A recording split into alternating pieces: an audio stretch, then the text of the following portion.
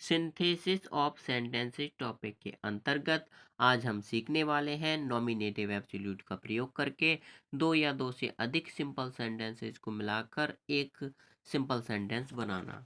पिछले वीडियो में हमने पार्टिसिपल का प्रयोग करके दो या दो से अधिक सिंपल सेंटेंसेस को मिलाकर एक सिंपल सेंटेंस बनाना सीखा था। यदि आपने अभी तक वो वीडियो नहीं देखा है तो कृपया डिस्क्रिप्शन बॉक्स में जाकर लिंक पर क्लिक करके उस वीडियो को देख सकते हैं। तो सबसे पहले जान लेते हैं, यदि नॉमिनेटिव एब्सोल्यूट की बात हो रही है तो नॉमिनेटिव एब्सोल्यूट कहते किसे हैं। नॉमिनेटिव एब्सोल्यूट होता है स्वतंत्रकर्ता, जो वाक्य में स्वतंत्र रहता है, इसका कोई भी संबंध वर्ब से नहीं होता। और इसकी एक और खास बात है, इसके बाद पार्टिसिपल का प्रयोग होता है, अर्थात जिस सब्जेक्ट को हमें नॉमिनेटिव एब्सोल्यूट करना है तो उसके बाद आने वाले वर्ब को हमें पार्टिसिपल में बदल देना होता है। जैसे ही हम वर्ब को पार्टिसिपल में बदलते हैं वैसे ही हमारा जो सब्जेक्ट है वो नॉमिनेटिव एब्सोल्यूट हो जाता है। और इस विधि का प्रयोग कब करते हैं? दो या दो से अधिक सिंपल सेंटेंस को मिलाकर एक सिंपल सेंटेंस बनाने के लिए इस विधि का प्रयोग तब करते हैं जब दोनों वाक्यों के जो सब्जेक्ट्स हैं वो भिन्न भिन्न हों और दोनों ही जो हमारे वाक्य दिए हुए हैं उनमें कारण और परिणाम बताने वाला संबंध हो। तभी हम नॉमिनेटिव एब्सोल्यूट का प्रयोग करके दो या दो से अधिक वाक्यों को मिलाकर एक सिंपल सेंटेंस में बदलते हैं। दो या दो से अधिक सिंपल सेंटेंसेस को मिलाकर एक सिंपल सेंटेंस बनाते हैं। तो इसमें तीन स्ट्रक्चर आती हैं, सेंटेंस स्ट्रक्चर तीन टाइप की आती हैं। जैसे यदि सब हमारा जो सेंटेंस हमारा इस टाइप का हो, दो दिए हुए सेंटेंस है, सब्जेक्ट प्लस वर्ब की सेकंड फॉर्म आई हो प्लस ऑब्जेक्ट आया हो, उसके जो दूसरा सेंटेंस है उसमें भी सब्जेक्ट प्लस वर्ब की सेकंड फॉर्म प्लस ऑब्जेक्ट आया हो, और ये दोनों वाक्यों के जो सब्जेक्ट होंगे हमारे वो भिन्न भिन्न होंगे, अर्थात सेम नहीं होंगे। जिस प्रकार से पार्टिसिपल का प्रयोग करके हम बनाते थे तो हमें हमारे सब्जेक्ट सेम होते थे, मगर इसमें क्या होंगे, सब्जेक्ट भिन्न भिन्न होंगे। और दोनों ही वाक्यों में कारण और परिणाम बताने वाला संबंध होगा, अर्थात जो हमारा पहला सेंटेंस होगा वो कारण होगा और दूसरा सेंटेंस परिणाम होगा। तब हमें करना क्या होता है कि हमारा जो पहला सेंटेंस है, ठीक है, दूसरा सेंटेंस तो सेम ही रहने देना है, इसमें कुछ नहीं करना है। जो कुछ भी करना है हमें पहले सेंटेंस में करना है। क्या करना है, जो हमारा पहला सेंटेंस है उसकी वर्ब को नॉमिनेटिव एब्सोल्यूट में बदल देंगे और ये जो हमारा सब्जेक्ट है वो क्या हो जाएगा, नॉमिनेटिव एब्सोल्यूट। सब्जेक्ट लिखा हमने और जहाँ वर्ब की सेकंड फॉर्म है यहाँ हम क्या कर देंगे, हैविंग प्लस वर्ब की थर्ड फॉर्म, अर्थात हमने इस वर्ब को किस में बदल दिया, परफेक्ट पार्टिसिपल में। तो हमारा ये जो सब्जेक्ट है ये हो गया नॉमिनेटिव एब्सोल्यूट। नॉमिनेटिव एब्सोल्यूट बस इसे ही कहते हैं कि जो हमारा सब्जेक्ट है उसके बाद आने वाले वर्ब को पार्टिसिपल में बदल देना। और उसके बाद अगर ऑब्जेक्ट दिया है तो ऑब्जेक्ट भी लिखा जाएगा, नहीं दिया है तो कोई बात नहीं है। और उसके बाद जो फुल स्टॉप है उसके स्थान पे कॉमा लग जाएगा और दूसरा सेंटेंस हमें बिल्कुल सेम लिखना है, सब्जेक्ट वर्ब ऑब्जेक्ट। ओके।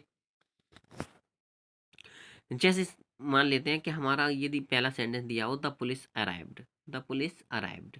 अब हमें मान लीजिए इस सब्जेक्ट को नॉमिनेटिव एब्सोल्यूट करना है, द पुलिस को।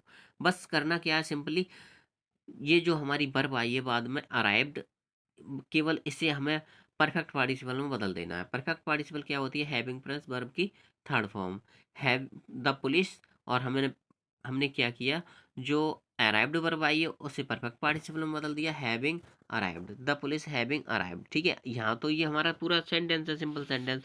अब इसमें इसे हमने परफेक्ट पार्टिसिपल में बदल दिया, अब हमारी ये वर्ब तो रही नहीं। ठीक है, तो अब ये हमारा कंप्लीट सेंटेंस नहीं रहा, ये क्या हो गया, केवल वाक्यांश। इसे बोलेंगे पार्टिसिपल वाक्यांश, द पुलिस हैविंग अराइव्ड। ठीक है, और इसमें किसका नॉमिनेटिव, मतलब जो हमने सब्जेक्ट है उसे नॉमिनेटिव एब्सोल्यूट कर दिया है। ओके, तो ये होता है हमारा नॉमिनेटिव एब्सोल्यूट। अब इसका एक एग्जांपल देख लेते हैं, उसके बाद दूसरी स्ट्रक्चर देखेंगे। सेंटेंस है हमारा, द पुलिस अराइव्ड, पुलिस पहुंची, और the thieves ran away, sorry the thief ran away, police पहुंची और चोर भाग गया। तो दोनों वाक्यों के सब्जेक्ट अलग अलग हैं, दोनों में कारण परिणाम बताने वाला संबंध भी है। कैसे, पुलिस पहुंची उसका परिणाम क्या निकला? द थीफ रैन अवे, चोर भाग गया। चोर भाग गया, कारण क्या था? पुलिस पहुंच गई, द पुलिस अराइव्ड। ओके, ये हमारा कारण है, ये परिणाम है। तो कारण बताने वाले सेंटेंस को ही की वर्ब को ही हम पार्टिसिपल में बदल के जो सब्जेक्ट है उसे नॉमिनेटिव एब्सोल्यूट कर देते हैं। तो हमारा पहले सेंटेंस की वर्ब है अराइव्ड, तो इसे हम किसे बदल देंगे? परफेक्ट पार्टिसिपल में। सब्जेक्ट लिखा द पुलिस और अराइव्ड को परफेक्ट पार्टिसिपल में बदल दिया, हैविंग अराइव्ड। फुल स्टॉप के स्थान पे क्या आ जाएगा? कॉमा। ये हम हमारा ये तो हमारा सिंपल सेंटेंस था और ये हमारा रह गया केवल वाक्यांश। ठीक है, क्योंकि इसमें सब्जेक्ट तो है मगर वर्ब नहीं है, क्योंकि वर्ब को हमने किस में बदल दिया? पार्टिसिपल में। और जो सिंपल सेंटेंस होता है उसमें कम से कम एक सब्जेक्ट और एक वर्ब, एक मतलब एक सब्जेक्ट होता है और एक वर्ब होती है। अब इसकी ये वर्ब तो रही नहीं, ये पार्टिसिपल बन गई। ओके, तो ये हमारा रह गया वाक्यांश। अब हमने सब्जेक्ट लिखा, दूसरे वाक्य में हमें कुछ नहीं करना है, सेम लिखना है, द थीफ रैन अवे। ठीक है, the police having arrived, police के पहुंचते ही द थीफ रैन अवे, चोर भाग गया। अब हमारे पूरा जो सेंटेंस है उसमें केवल एक ही सब्जेक्ट है, द थीफ। ठीक है, ये तो सब्जेक्ट रहा नहीं, ये हो गया नॉमिनेटिव एब्सोल्यूट। और एक ही मैन वर्ब है, रैन अवे। और जिस सेंटेंस में एक सब्जेक्ट एक वर्ब होता है वो हमारा सिंपल सेंटेंस होता है। ओके, तो ये हमारा क्या हो गया? दोनों सेंटेंसेज को मिलाकर एक सिंपल सेंटेंस बन गया। अब आते हैं दूसरी स्ट्रक्चर पर। जो हमारी दूसरी स्ट्रक्चर है उसमें पहला सेंटेंस कैसा होगा? सब्जेक्ट, और सब्जेक्ट के बाद होगा इज, एम आर या वाजवर। उसके बाद नाउन या एडजेक्टिव हो। और सेकंड सेंटेंस सिंपली होगा सब्जेक्ट वर्ब की सेकंड फॉर्म और ऑब्जेक्ट। अगर इस टाइप का सेंटेंस हमें दिए हों, ठीक है, सब्जेक्ट भिन्न भिन्न होंगे दोनों ही सेंटेंसेज के,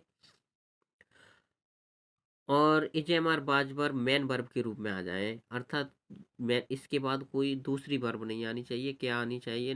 क्या आना चाहिए? नाउन या एडजेक्टिव। तब हम क्या करते हैं? बाज या वर्ब को प्रेजेंट पार्टिसिपल में बदल देते हैं। बाज वर्ब बी वर्ब के रूप होते हैं, और जब हम आईएनजी जोड़ते हैं तो ये नहीं है कि बाज में ही आईएनजी जोड़ के वाजिंग करते हैं। ठीक है, क्या करना होता है? जो बाज वर्ग या इजेमार का जो वर्ब होता है, क्या बी वर्ब के रूप होते हैं ये, तो बी में आईएनजी जोड़ के क्या कर देते हैं? इसे बीइंग प्रेजेंट पार्टिसिपल। ये किसकी? बाज या वर्ग की प्रेजेंट पार्टिसिपल हो गई बीइंग। ठीक है, सब्जेक्ट लिखेंगे और सब्जेक्ट के बाद जो वाज वर या इजेमार आए उनके स्थान पे क्या लिख देंगे? बीइंग। और उसके बाद जो नाउन या एडजेक्टिव आया उसे सेम लिखा रहने देंगे, फुल स्टॉप के स्थान पे कॉमा लगा देंगे। दूसरे सेंटेंस में हमें कुछ करना ही नहीं है, सब्जेक्ट वर्ब ऑब्जेक्ट। जैसे ये यहाँ पे सेंटेंस है, it was Sunday. It was Sunday. अब इसे नॉमिनेटिव एब्सोल्यूट करना है इट को, तो क्या करेंगे? इस इट के बाद जो हमारा वाज आया है, ये क्या मैन वर्ब के रूप में आया है। ठीक है, और इसके बाद क्या आया? Noun Sunday. तो हमें जब इसे प्रेजेंट पार्टिसिपल में बदलना है तो क्या करेंगे? बाज का जो वर्ब होता है वो क्या होता है? वी। ठीक है, वी। और जो बी होता है इसी के रूप होते हैं जे हमार बाज वर्ब।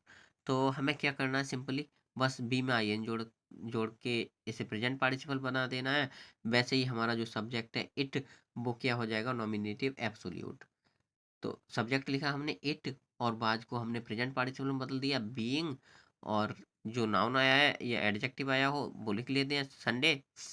तो हमारा ये नाउन आया था संडे, वो हमने लिख लिया। क्या हो गया? It being Sunday. अब ये हमारा जो सब्जेक्ट है सब्जेक्ट नहीं रहा, ये क्या हो गया? नॉमिनेटिव एब्सोल्यूट, क्योंकि इसके बाद जो वर्ब आया था वो हमने पार्टिसिपल में बदल दिया। ओके, तो अब ये तो हमारा कंप्लीट सेंटेंस था। इट वाज संडे, क्योंकि इसमें सब्जेक्ट भी था वर्ब भी थी। अब ये हमारा सेंटेंस नहीं रहा, ये हमारा हो गया फ्रेज, अर्थात वाक्यांश। तो जिसमें क्या है? नॉमिनेटिव एब्सोल्यूट का प्रयोग हुआ है, अर्थात जो सब्जेक्ट है उसके बाद पार्टिसिपल का प्रयोग हुआ है। ठीक है, ये हमारा रह गया वाक्यांश। ठीक है, इसका एक एग्जांपल देख लेते हैं किस प्रकार से दोनों वाक्यों को मिला के एक करेंगे। It was Sunday, I did not go to school. ठीक है, दोनों सब वाक्य जो हमारे दिए हैं सिंपल सेंटेंस, उनके सब्जेक्ट अलग अलग हैं। इसमें इट है, इसमें आई है। ओके, और दोनों में कारण और परिणाम बताने वाला संबंध भी है। रविवार था, परिणाम क्या निकला? I did not go to school, मैं विद्यालय नहीं गया। मैं विद्यालय नहीं गया, इसका कारण क्या था? रविवार था। ओके, कारण परिणाम बताने वाला संबंध भी है। तो बस क्या करेंगे, जो हमारा पहला सेंटेंस है जो कारण बता रहा है, बस इसके वर्ब को पार्टिसिपल में बदल के इसका जो सब्जेक्ट है पहले सेंटेंस का, इसे नॉमिनेटिव एब्सोल्यूट कर देंगे। तो सब्जेक्ट लिखा इट, और वाज को प्रेजेंट पार्टिसिपल में बदल दिया बीइंग। अब ये क्या हो गया? Nominative absolute. इट जो हमारा था, अब ये सब्जेक्ट नहीं रहा, क्योंकि इसके बाद आने वाले वर्ब को हमने पार्टिसिपल में बदल दिया। तो ये हमारा हो गया नॉमिनेटिव एब्सोल्यूट। और इसके बाद हमने ये नाउन आया है संडे, वो भी लिख लिया। और उसके बाद दूसरे सेंटेंस में, अब यहाँ पे फुल स्टॉप तो लगेगा नहीं, क्योंकि ये हमारा सेंटेंस तो है नहीं। अब ये क्या हो गया? वाक्यांश, फ्रेज। इसके बाद हमने कॉमा लगा दिया, ठीक है, पार्टी, ठीक है। अब सेकंड सेंटेंस में कुछ नहीं करना है, I did not go to school, same ही लिखा रहने देना है। अब हमारा जो पूरा सेंटेंस बना है दोनों वाक्यों को मिलके, उसमें एक ही सब्जेक्ट है आई, और एक ही वर्ब है डिड नॉट गो। ये जो वर्ब थी वो पार्टिसिपल बन गई, और इसके पार्टिसिपल बनते ही ये भी सब्जेक्ट नहीं रहा, ये क्या हो गया? Nominative absolute. अब तीसरी स्ट्रक्चर और देखते हैं। तीसरी हमारी जो स्ट्रक्चर है वो कैसी होगी? सब्जेक्ट, और सब्जेक्ट के बाद क्या आया होगा? बाज वर्ब, और बाज वर्ब के बाद इस बार नाउन या एडजेक्टिव नहीं आएगा, क्या आएगा? वर्ब की थर्ड थर्ड फॉर्म, या सेकंड फॉर्म हो गया, यहाँ पे क्या मिस्टेक हो गया, क्या आएगा? वर्ब की थर्ड फॉर्म आएगी। अर्थात हमारा जो सेंटेंस है ये पहला वो पेसिव वॉइस में होगा, बाज वर्ब के साथ वर्ब की थर्ड फॉर्म। और दूसरा सेंटेंस हमारा सिंपली होगा सब्जेक्ट वर्ब ऑब्जेक्ट। ओके, अब हमें करना क्या होता है वो समझिए। जब हमारा जो पहला सेंटेंस है पेसिव वॉइस में दिया हो, तो हम क्या करते हैं? परफेक्ट पार्टिसिपल का ही पेसिव वॉइस यूज करते हैं। क्या होता है? हैविंग बीन प्लस वर्ब की थर्ड फॉर्म। तो सब्जेक्ट लिखेंगे, अब इससे नॉमिनेटिव एब्सोल्यूट करने के लिए हैविंग बीन प्लस वर्ब की थर्ड फॉर्म। ओके, और फिर हम फुल स्टॉप के स्थान पे कॉमा का प्रयोग करना पड़ेगा। क्यों करना पड़ेगा? क्योंकि अभी ये हमारा, जब हम सब्जेक्ट के बाद जो वर्ब आ रही है उसे पार्टिसिपल में बदल देंगे, तो ये हमारा कंप्लीट सेंटेंस नहीं रहेगा, क्या रह जाएगा? फ्रेज या वाक्यांश। ठीक है, तो वाक्यांश के बाद क्या लगाएंगे? कॉमा। और कॉमा लगाने के बाद दूसरा सेंटेंस सेम रहने देना है, सब्जेक्ट वर्ब ऑब्जेक्ट। ओके, जैसे हमारा सेंटेंस है the general was killed. The general, general was killed, मारा गया। ठीक है, सेंटेंस पैसिव वॉइस में है, वाज के साथ वर्ब की थर्ड फॉर्म आई है। और वाज के साथ वर्ब की थर्ड फॉर्म आ जाए, तब हमें करना ये होता है कि जो हमारा वाज है इसके स्थान पे क्या लगा देते हैं? हैविंग बीन, और वर्ब की थर्ड फॉर्म तो ऑलरेडी होती है, तो ये मिलके हमारा क्या हो जाता है? परफेक्ट पार्टिसिपल का पैसिव वॉइस। ठीक है, और ये हमारा जो सब्जेक्ट है वो क्या हो जाता है? Nominative absolute. अर्थात ये हमारा सब्जेक्ट स्वतंत्र हो जाता है। ओके, जब ये सब्जेक्ट नहीं रहता तो ये हमारा क्या रह जाता है? फिर वाक्यांश। सेंटेंस नहीं रहा, क्या रह गया? वाक्यांश। अब इसी वाक्यांश को क्या, जो मुख्य वाक्यांश है उसमें जोड़ देंगे। जैसे हमारा सेंटेंस है the general was killed, general मारा गया, आर्मी फ्लड, आर्मी भाग गई, जो सेना थी वो भाग गई। अब इसे, इसमें देखो बाज के साथ वर्ब की थर्ड फॉर्म आई है, सिंपली क्या करना है? इसे पार्टिसिपल में बदलना है, तो परफेक्ट पार्टिसिपल का पेसिव वॉइस लगाना है, क्योंकि ये जो हमारा सेंटेंस है वो पेसिव वॉइस में है। तो द जनरल, जनरल सब्जेक्ट लिख लिया, और सब्जेक्ट के बाद आने वाले वर्ब को हमने परफेक्ट पार्टिसिपल में बदल दिया, हैविंग बीन किल्ड। अब ये हमारा सब्जेक्ट सब्जेक्ट नहीं रहा, क्या हो गया? Nominative absolute. और ये हमारा सेंटेंस भी सेंटेंस नहीं रहा, क्या रह गया? फ्रेज या वाक्यांश। फुल स्टॉप के स्थान पे क्या लगाना पड़ेगा? लगाएंगे कॉमा, और दूसरा सेंटेंस सेम रहेगा, द आर्मी फ्लड। अब हमारे पूरे सेंटेंस में एक ही सब्जेक्ट है, द आर्मी।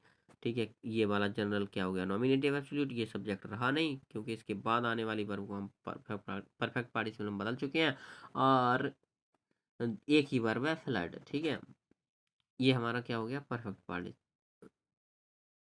दोनों सिंपल सेंटेंसेज को मिलाकर एक सिंपल सेंटेंस बन गया। The general having been killed, general के मारे जाते ही द आर्मी फ्लड, आर्मी भाग गई, सेना भाग गई। तो इस प्रकार से हम किसी भी सेंटेंस को नॉमिनेटिव एब्सोल्यूट का प्रयोग करके एक सिंपल सेंटेंस में बदल सकते हैं। अर्थात हमें 2 या 2 से अधिक सिंपल सेंटेंस और दिए गए हों तो और उनके सब्जेक्ट भिन्न हो और दोनों में कारण और परिणाम बताने वाला संबंध हो, तब हम इस तरीके से नॉमिनेटिव एब्सोल्यूट का प्रयोग करके दोनों वाक्यों को मिलाकर एक सिंपल सेंटेंस बना सकते हैं। ठीक है, यदि आपको वीडियो पसंद आया हो तो कृपया वीडियो को लाइक कीजिए, और आप इसी तरीके की और वीडियो देखना चाहते हैं तो कृपया चैनल को सब्सक्राइब कर लीजिए और बेल आइकन को भी दबा दीजिए। आज के इस वीडियो में बस इतना ही, मिलते हैं एक और वीडियो के साथ, तब तक के लिए जय हिंद।